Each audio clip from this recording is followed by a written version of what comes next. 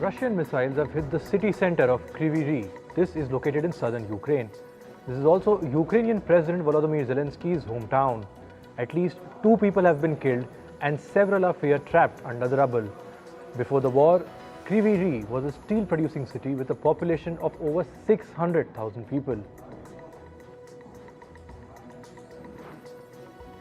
Ukrainian President Volodymyr Zelensky has warned that the war is now coming to Russia. This comes after 3 drones were allegedly sent by Ukraine to carry out an attack in Moscow. The Russian Defense Ministry accused Ukraine of carrying out a quote-unquote attempted terrorist attack. Flights at a nearby international airport were temporarily suspended amid the attack. Saudi Arabia is preparing to host a summit to discuss a peace plan for Ukraine. President Volodymyr Zelensky's chief of staff has said that officials from several countries would be invited to participate. Reports say that the talks will take place on the 5th and 6th August with 30 participating nations.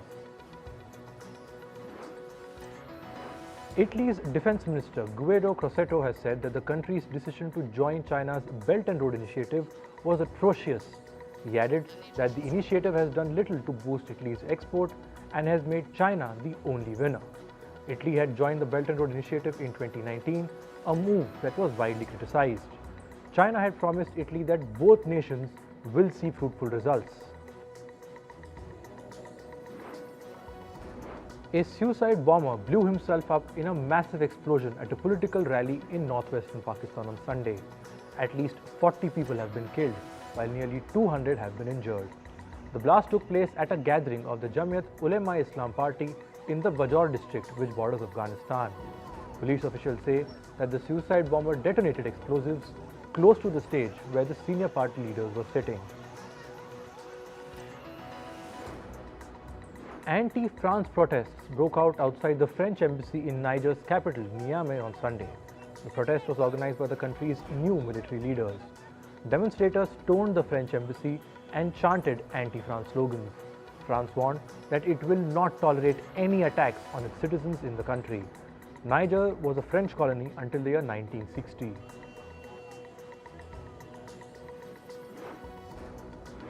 West African nations have imposed economic and travel sanctions on Niger's new military leaders.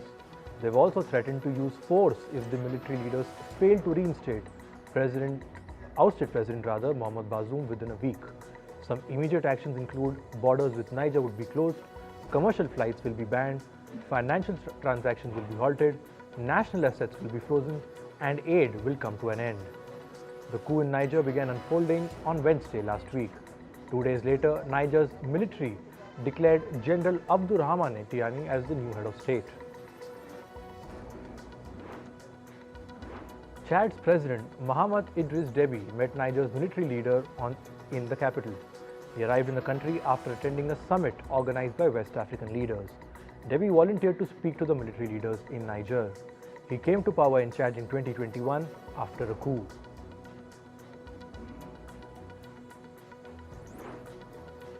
Israeli opposition leader Yair Lapid has asked Prime Minister Benjamin Netanyahu's government to freeze its judicial overhaul for 18 months. The statement came as protests against the controversial law continued for the 30th consecutive week. Thousands of Israelis took to the streets to build pressure on Netanyahu. His overhaul law limits the powers of Israel's Supreme Court. Protesters say the law is a threat to democracy. A massive rally was held in the Indian state of Manipur on Saturday. It aimed to address the ongoing ethnic clashes between the Metis and Kukis. The rally was organized by the Coordinating Committee on Manipur Integrity. It represented various mighty groups. Meanwhile, the Supreme Court of India has called for evolving a broad mechanism to deal with violence against women in Manipur. The court also pulled up Manipur police over delayed registration of the first information report. This is regarding the case in which 2 Kuki women were made to parade naked on camera. Cases of conjunctivitis are rising in various parts of India. Delhi, Maharashtra, Gujarat and some northeastern states are facing a rapid spread of the infection. The rising cases have been attributed to floods and waterlogging amidst an intense monsoon season. The symptoms include redness, itchiness and stickiness in the eyes, and swollen eyelids. Moving to climate, Typhoon Doksuri has caused a road to collapse at a village in Beijing. Footage shows a road crumbling into the river below. The typhoon continues to dump heavy rain in the region, flooding hundreds of roads and halting flights. Meanwhile, authorities have warned residents not to step outside due to the record rainfall.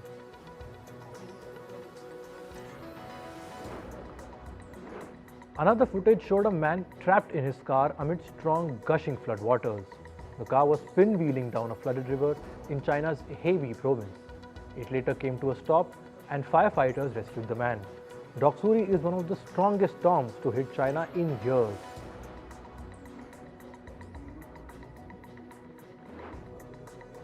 Heavy rains accompanied by hail have wreaked havoc in Mexico City. It has caused damage to roads and infrastructure. Several areas have been submerged in torrents of rainwater that have left roads impassable. Meanwhile, neighboring states also experienced the wrath of the storm. Severe thunderstorms wrecked the US states of Maryland, Virginia, and Washington, D.C. It left residents grappling with widespread power outages and massive property damage. The storms, accompanied by heavy rainfall and fierce winds, also caused significant disruption to travel. The intensity of the storm have led to multiple trees and wires falling. Satellite imagery shows the scale of devastation left by a fire in the Mojave National Preserve in the US state of California. Authorities say the fire has not been contained due to an abundance of dry fuel and high winds. The massive wildfire has spread into the US state of Nevada. It also sent smoke into the Las Vegas Valley.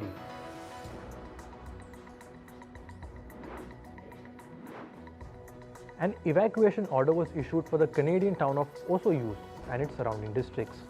This was after an out-of-control wildfire crossed the border from the US state of Washington. An alert has been issued in the region citing quote-unquote potential danger to life and health. Efforts continued in Syria to contain wildfires in its northwestern regions. Firefighters and helicopters worked to spray the flames near the Latakia countryside.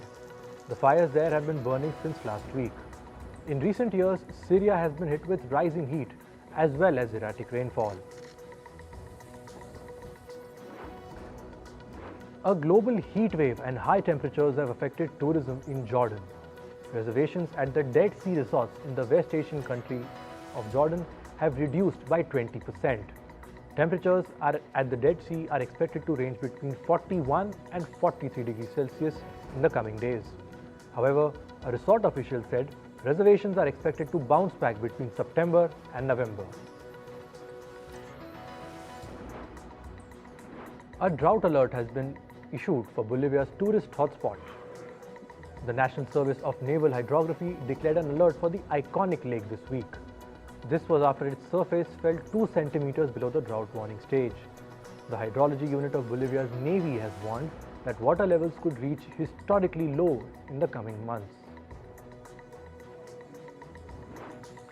Now for business and tech news, officials and some residents in San Francisco are unhappy with the new sign for the messaging platform X, formerly known as Twitter.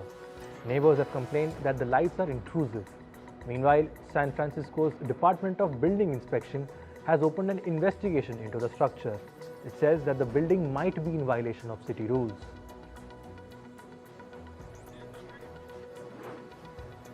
Italy's competition watchdog says it has accepted commitments proposed by Google.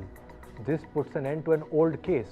Last year, the regulator opened an investigation into the tech giant following a complaint from an Italian startup company, Hoda.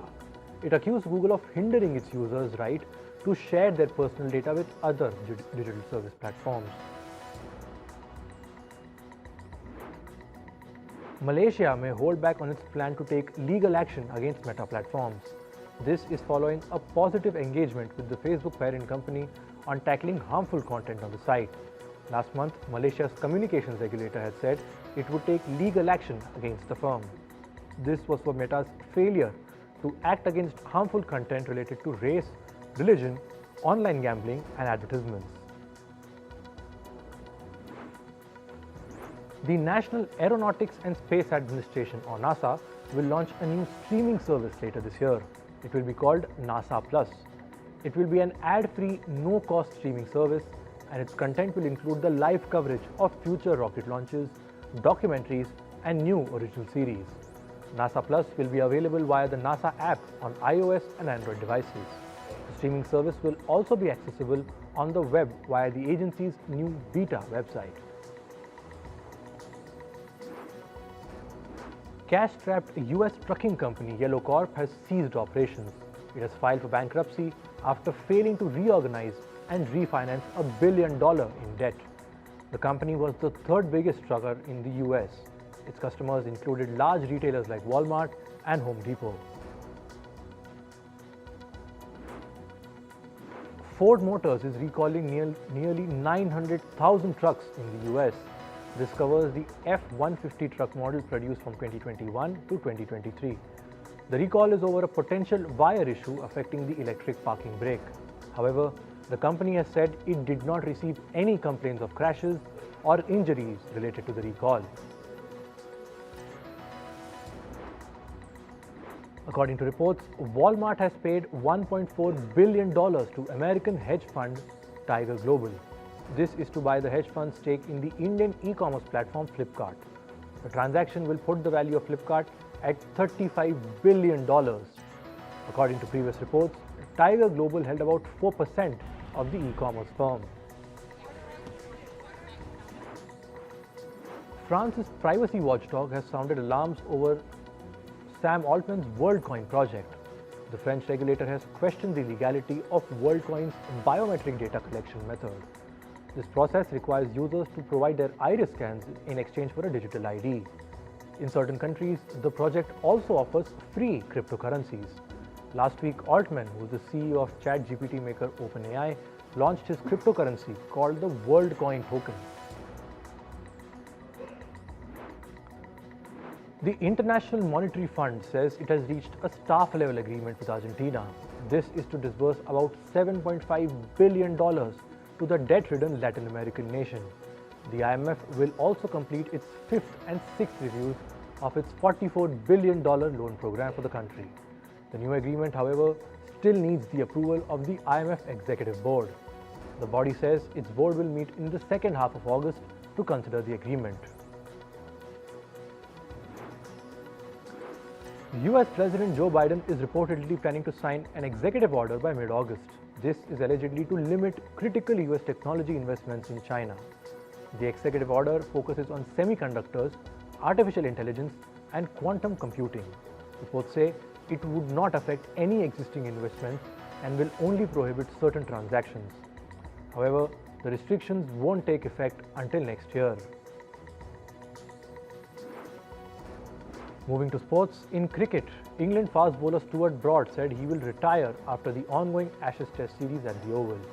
He has taken 20 wickets in the series so far, which is the most by an England player. His 17-year-long career is set to come to an end, with him being the fifth highest wicket taker in the history of Test cricket. West Indies beat India in the second one-day international match by 6 wickets at Barbados. The hosts levelled the score to 1-all in the ongoing 3-match ODI series against India. The third and the final match will be played tomorrow. This is the first win for the West Indies in their last 10 ODIs it has played against India. In the FIFA Women's Football World Cup, Japan defeated Spain 4-0 and will now play against Norway in the knockout stage. Japan, who are the 2011 champions, scored 3 goals just in the first half of the match. Hinata Miyazawa stole the show by scoring twice. This was the first time in which Spain conceded 4 goals in a single match in 11 years.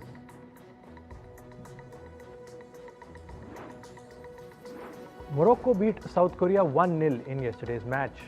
Moroccan defender Nouhela Benzina became the first player to compete at a World Cup wearing a hijab. She sported the headscarf during Morocco's match against South Korea. This was 25-year-old Benzina's first appearance at the tournament. Spanish football club Barcelona beat Real Madrid 3-0 in a pre-season friendly El Clasico. Barca's Ousmane Dembele scored the first goal. This was followed by Fermin Lopez and Ferran Torres scoring in the second half. Barca will complete their pre-season tour with a game against AC Milan in Las Vegas on the 2nd of August. English Premier League club Manchester United renewed a deal with the German sportswear giant Adidas. The deal is worth $1.16 billion and will extend for 10 years until June 2035. Both the parties said the new deal would focus majorly on the Manchester United women's team. The two have been partners since the beginning of the 2015-2016 season. French football player Alain Saint-Maximin has left the English Premier League club Newcastle United and he'll be heading to Saudi Pro League club Al Ahly. The French forward made 124 appearances for Newcastle and has scored 13 goals. He is the fourth high-profile player to join the Saudi League this summer. The financial details of his signing have not been disclosed yet. In tennis, world number 1 Iga Swiatek won the Poland Open in Warsaw on Sunday. She claimed the title after defeating her German opponent 6-0, 6-1 in a match that lasted for 68 minutes. This is her fourth title of the year.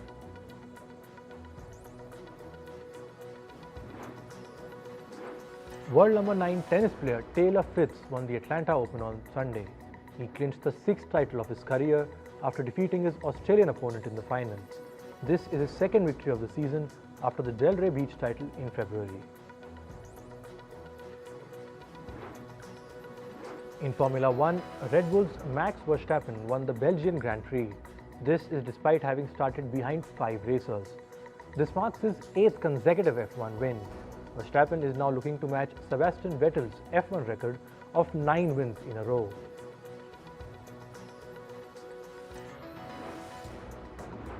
In entertainment, director Greta Gerwig's movie Barbie has earned more than $770 million at the international box office. The movie is just about $230 million short of joining the $1 billion club. It is expected to reach this milestone by next weekend. If this happens, Barbie will be the first Hollywood movie directed by a woman to earn $1 billion. And the movie has been in theatres for only 12 days. SAG-AFTRA, the American union representing striking Hollywood actors, has responded to controversy of interim agreements. Interim agreements allow truly independent projects continue being filmed during the strike. However, they must agree to be bound by the terms of the deal that the union will reach with the Alliance of Motion Pictures and Television Producers. SAG-AFTRA has said that this is a vital part of their strategic approach towards the strike. Actor Brad Pitt has paused the production of his upcoming Formula 1 feature film. The step has been taken in support of Hollywood's writers and actors who are on a strike. 7-time Formula 1 world champion Lewis Hamilton is the co-producer of the currently unnamed movie. Brad Pitt is playing the role of an F1 driver who competed in the 1990s but moved to racing in other disciplines after suffering a horrible crash.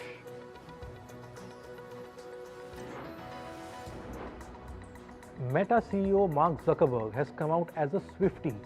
He attended singer Taylor Swift's Eras concert in California with his wife and daughters. The billionaire shared pictures from the concert on Instagram with the caption, "Life of a Girl Dad." Responding to a comment, Zuckerberg said he is in his lover era. He had let his daughters draw a heart on his face and dye his hair blue.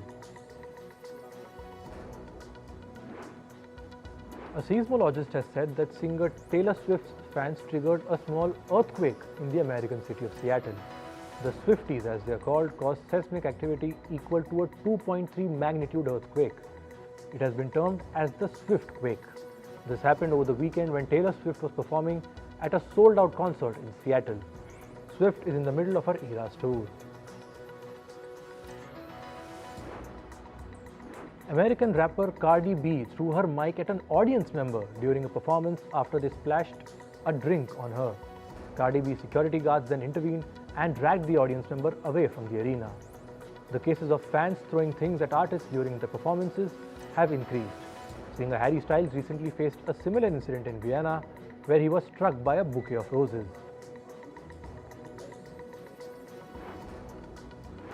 Singer Madonna took to social media to thank her loved ones who supported her during her hospitalization last month. She said, and I quote, "My children really showed up for me. I saw a side to them I had never seen before." In June, she was hospitalized due to a bacterial infection. The Grammy-winning singer had to postpone her world tour to fully recover.